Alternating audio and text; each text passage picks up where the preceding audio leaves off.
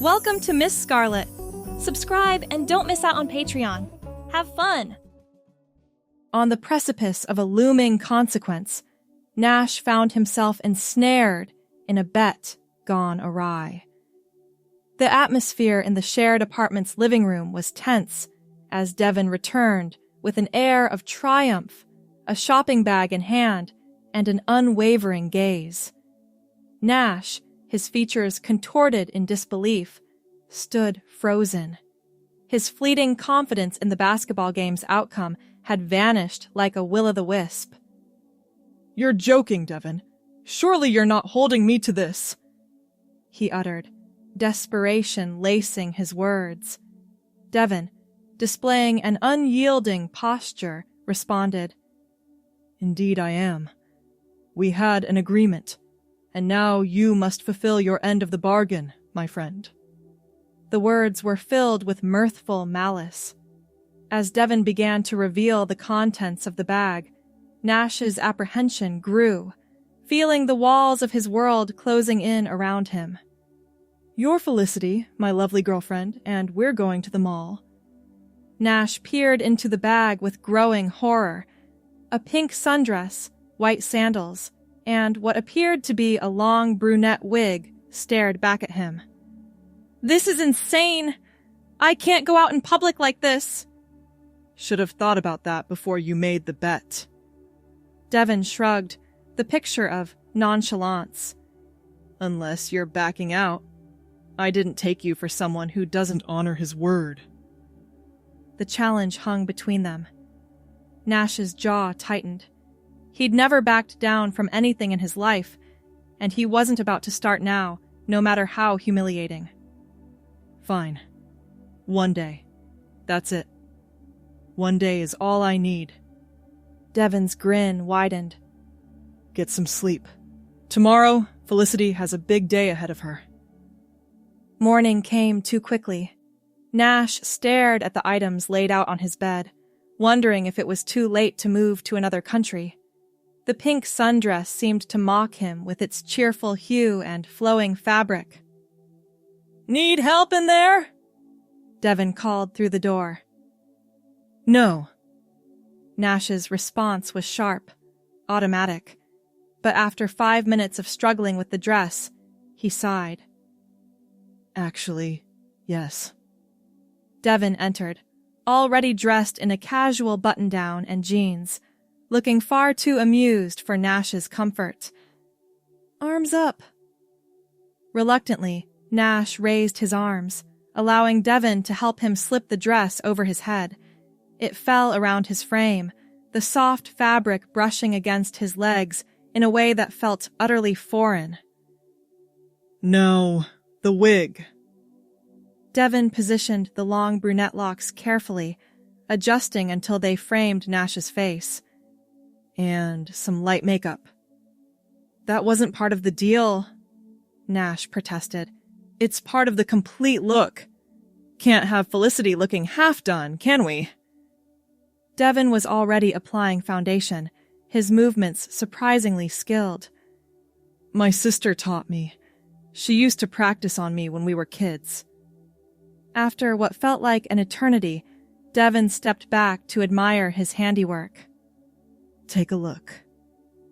Nash turned to the full-length mirror on his closet door and froze. The stranger staring back at him was unrecognizable. The pink sundress hugged his waist before flowing outward, giving the illusion of curves.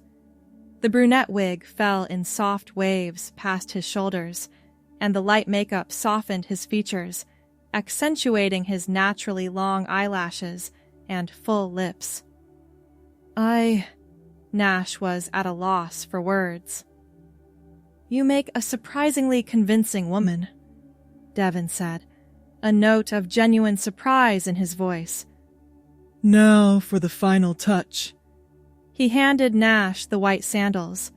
The sandals, mercifully, fit his feet with only minor discomfort. Standing up, Nash took an experimental step, wobbling slightly.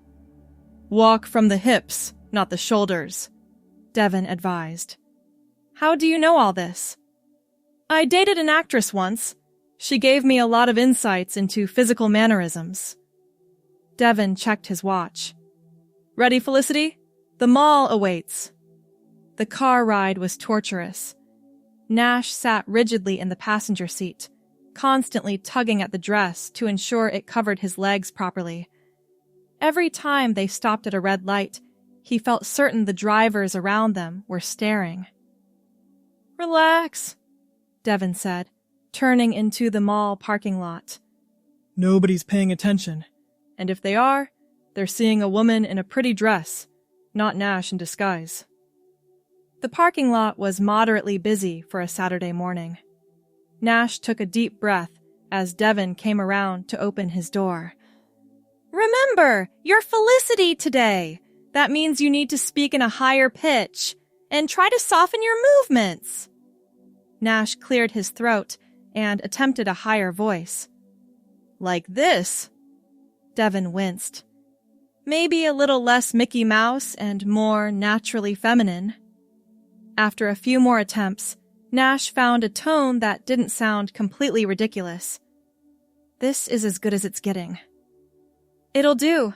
Just try not to speak too much. Devin offered his arm. Shall we?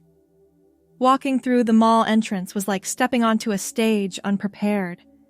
Nash felt every eye on him, though in reality, most shoppers were absorbed in their own worlds. The weight of the wig was unusual, and the sandals forced him to take smaller steps than he was accustomed to. First stop, Devin announced, steering them toward a women's clothing store.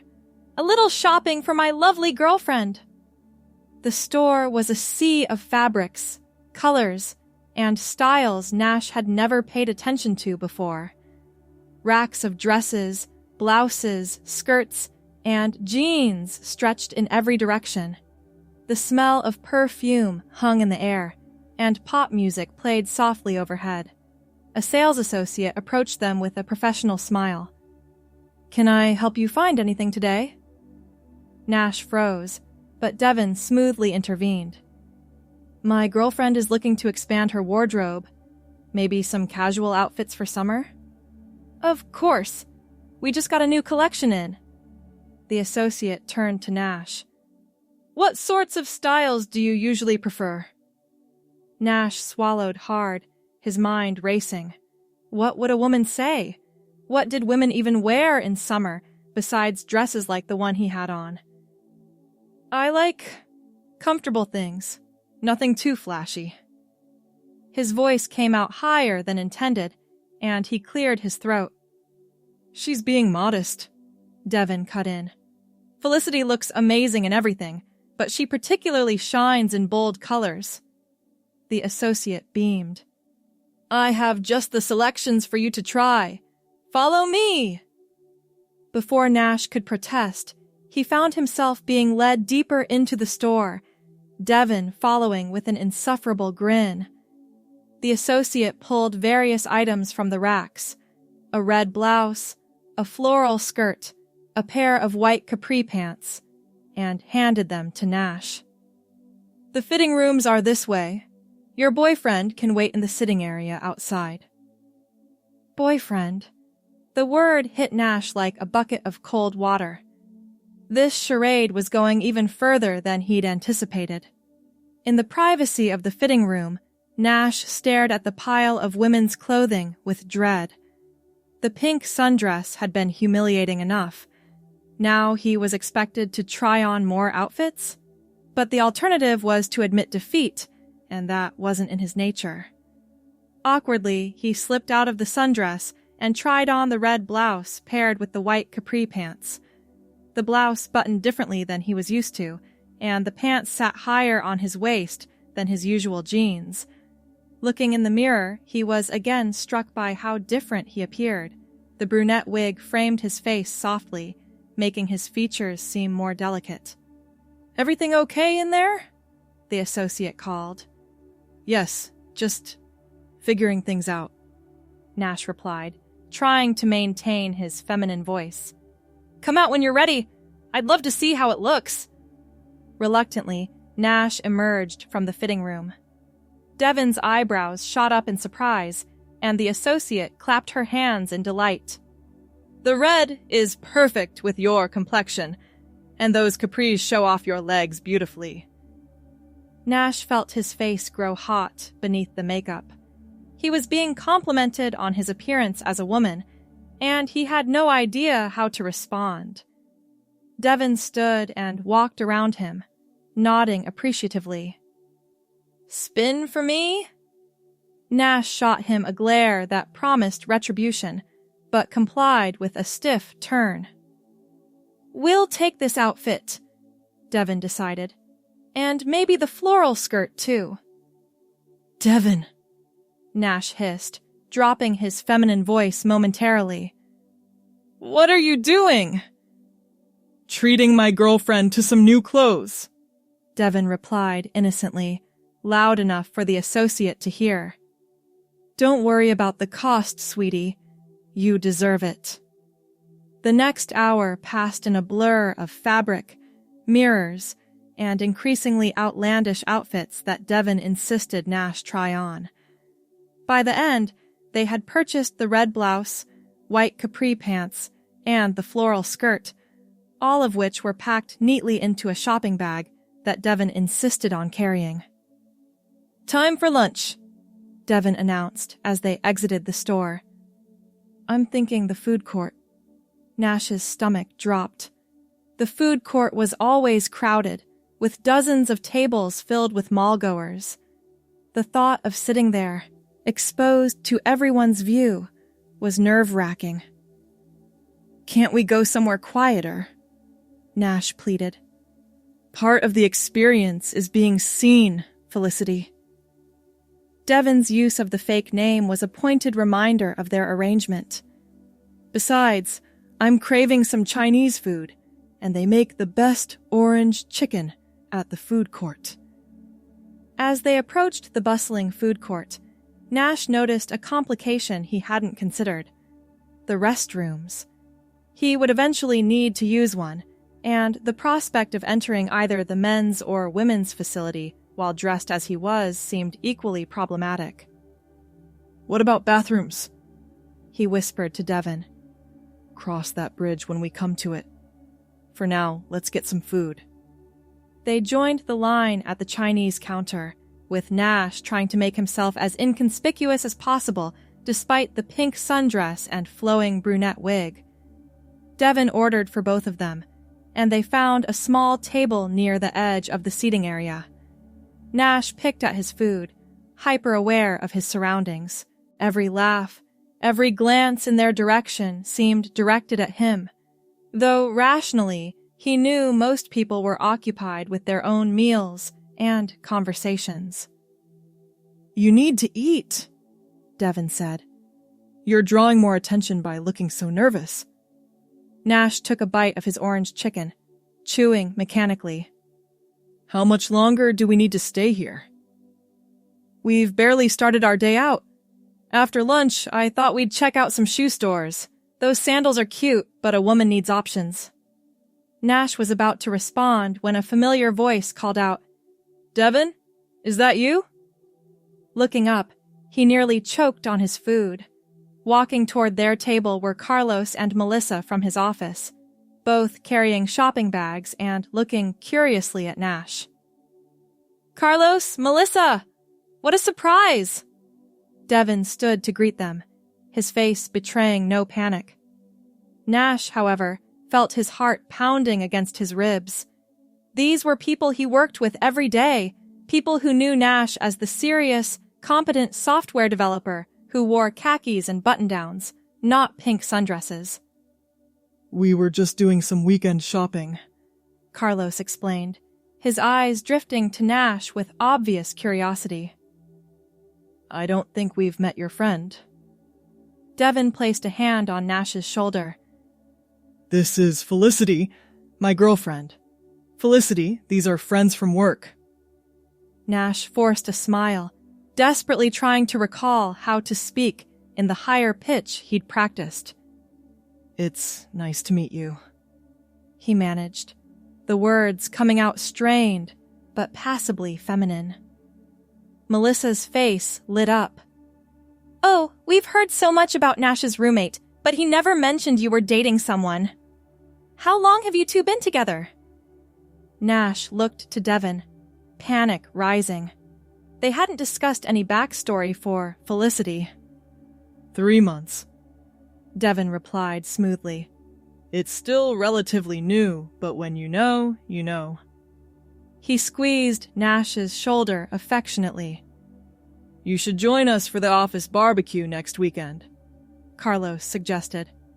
Nash is coming, and he can introduce you to everyone. Nash felt lightheaded at the thought of extending this charade beyond today. Oh, I'm not sure if I'll be... She'd love to, Devon interrupted. Wouldn't you, sweetie? Nash's fingernails dug into his palms beneath the table. Of course, he said through gritted teeth, maintaining his feminine voice. I can't wait to meet everyone. Where do you work, Felicity?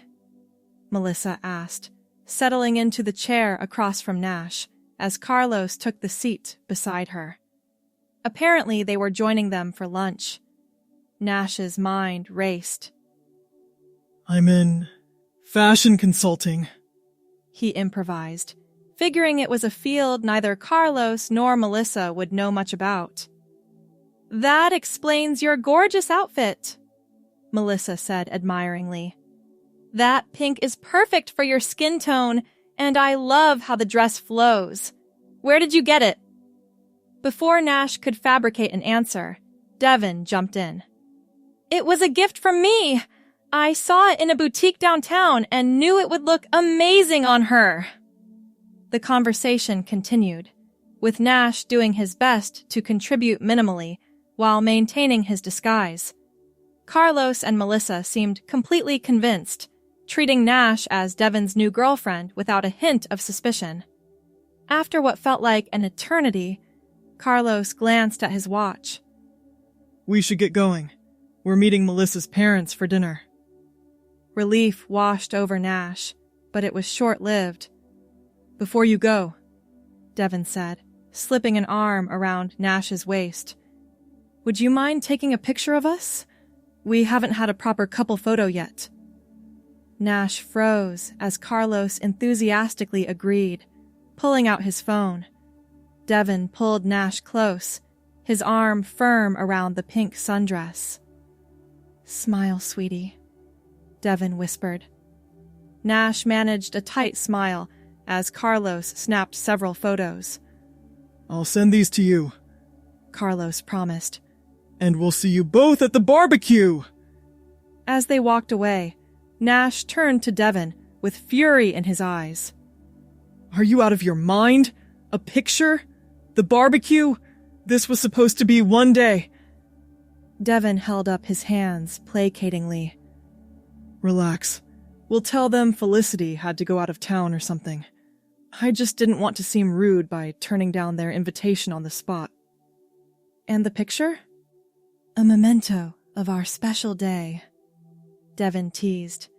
Besides, you look great. The camera loves Felicity. Nash pushed his half-eaten food away, his appetite gone.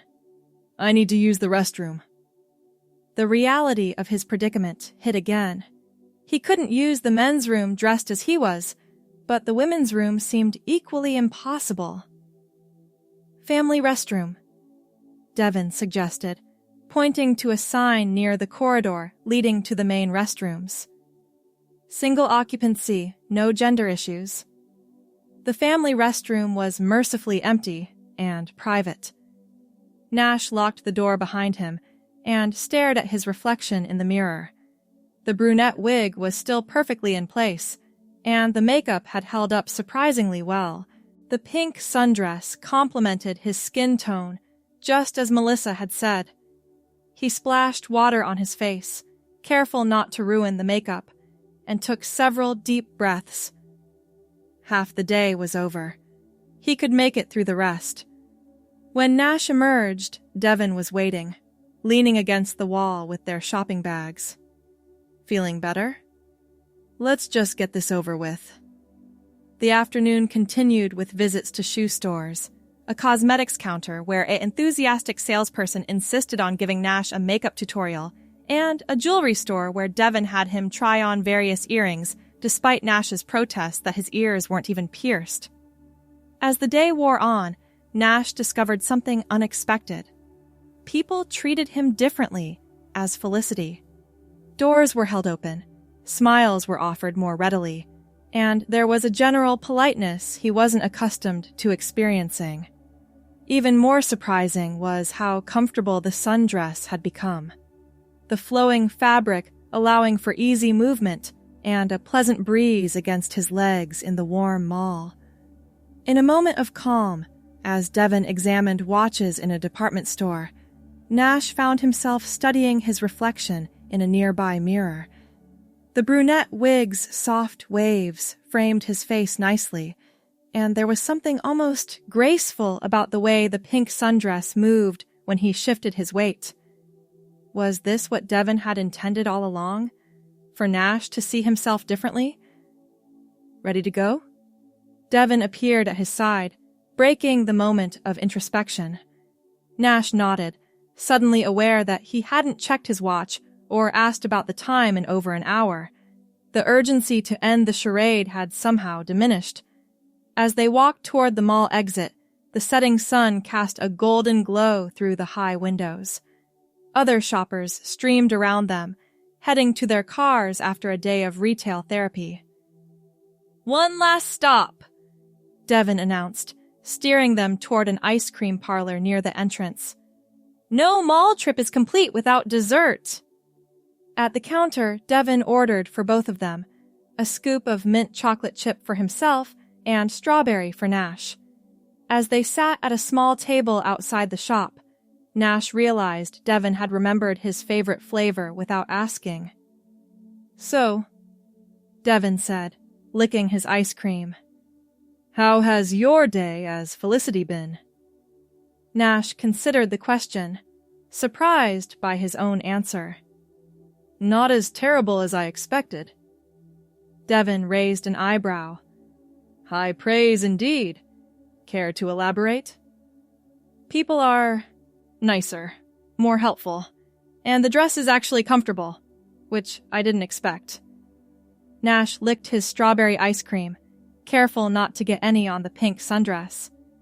"The wig is hot, though, and these sandals aren't great for walking all day." Welcome to the world of women's fashion. Equal parts enjoyable and impractical. Devon's tone was light, but his eyes were studying Nash with interest. "Would you do it again?" The question caught Nash off guard. "Do what? Lose a bet?" "No. Be Felicity." Nash felt a warmth spreading across his cheeks that had nothing to do with the makeup. This was a one-time thing. That was the deal. "Of course," Devon agreed quickly. "Just curious." They finished their ice cream in companionable silence, watching the mall-goers pass by. As the sun dipped lower, casting long shadows across the parking lot, they made their way back to the car. The drive home was quieter than the morning journey had been. Nash found himself reflecting on the day, on the unexpected moments of comfort he'd found in his temporary identity. When Devon had introduced him as his girlfriend, there had been a strange flutter in his stomach that wasn't entirely unpleasant. Back at their apartment, Nash headed straight for his room, eager to return to his normal self. He carefully removed the wig, placing it on his dresser, and wiped away the makeup with the remover Devon had thought to purchase. The pink sundress came off next, replaced by his usual t-shirt and sweatpants. But as he looked in the mirror, something felt different. The person staring back was Nash again, but changed somehow, as if the day as Felicity had left an imprint on him. A knock on his door broke his reverie. "Come in." Devon entered, carrying a glass of wine in each hand. "Thought you might want this after today." Nash accepted the glass gratefully. "Thanks." "So, Devin settled onto the edge of Nash's bed. Bet fulfilled. You were a good sport. You were relentless, Nash countered, but there was no real anger in his voice. The shopping, the lunch, running into my coworkers, was any of that planned? The shopping, yes. The rest was just lucky coincidence. Devin sipped his wine. Though I have to say, Felicity handled herself admirably with Carlos and Melissa. They had no idea. Nash sat beside him, the wine warming his insides. That's because they were seeing what they expected to see, a woman in a dress, not their colleague in disguise. Maybe. Or maybe you're more convincing than you give yourself credit for. Devin reached over and tucked a strand of Nash's hair behind his ear, a gesture that seemed to echo the way he'd adjusted the brunette wig earlier.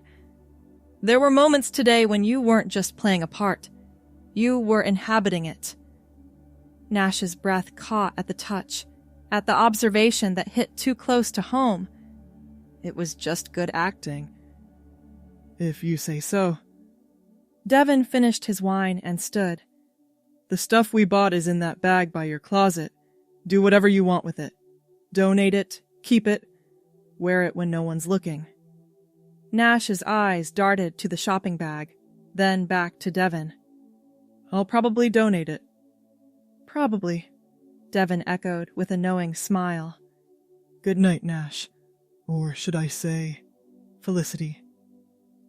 After Devin left, Nash sat for a long time, wine forgotten in his hand.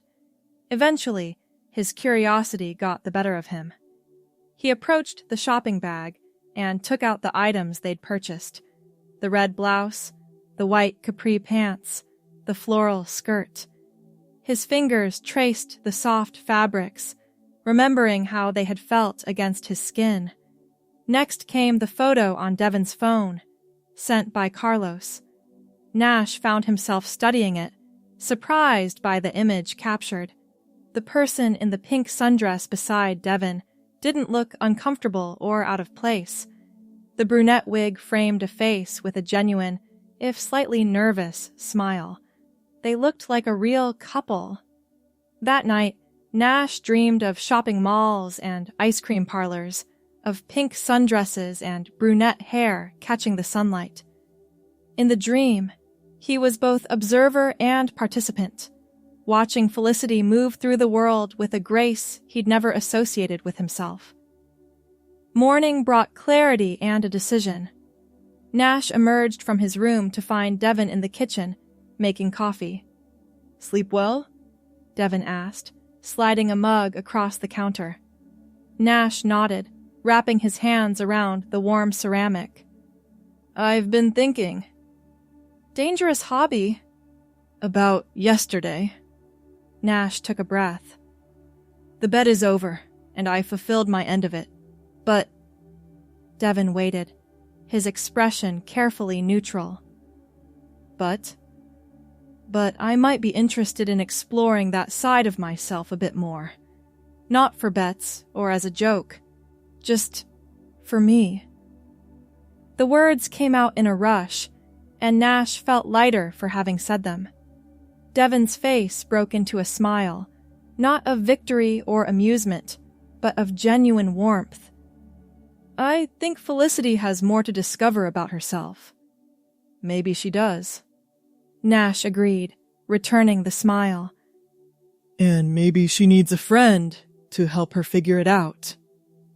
"Fortunately," Devin said, raising his coffee mug in a toast, "she already has one."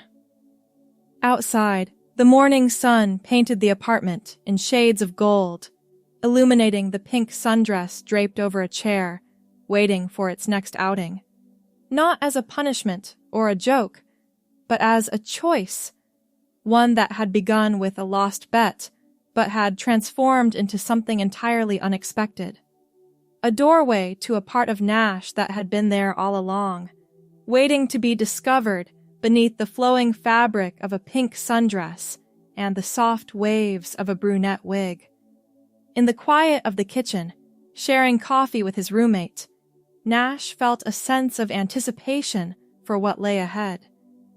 Felicity's journey was just beginning, and for the first time, he was looking forward to where it might lead. Thanks for watching, my girlies! Be sure to check out Patreon for more!